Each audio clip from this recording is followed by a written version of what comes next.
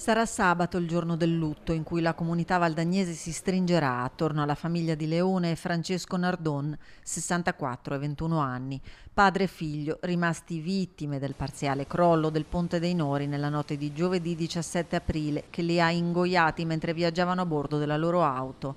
Il nulla osta per le esequie è arrivato al termine dell'autopsia disposta dalla Procura di Vicenza sui due corpi. Francesco, secondo quanto emerso, sarebbe morto per annegamento, mentre il padre Leone avrebbe perso la vita a seguito dei traumi riportati. La Procura indaga per omicidio colposo plurimo.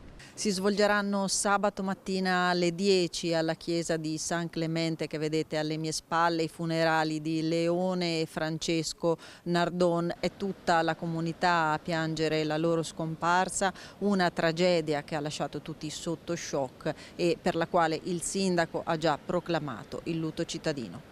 Le salme arriveranno al Duomo alle 9:30, ci sarà un momento di preghiera e testimonianza e la cerimonia funebre inizierà alle 10.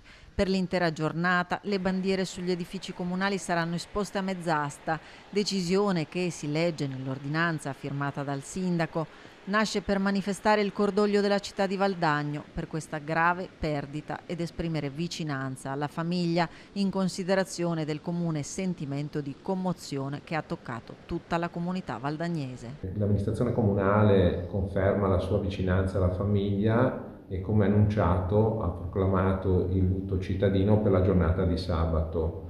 Durante il periodo delle esequie, cioè tra le 9 e le 13 di sabato, invitiamo tutti i cittadini e le associazioni a esprimere cordoglio ai familiari nelle forme che ritengono più opportune. E per la sera del 25 è prevista una veglia di preghiera nel Duomo di San Clemente in ricordo di Leone e Francesco, padre e figlio accomunati da un tragico destino.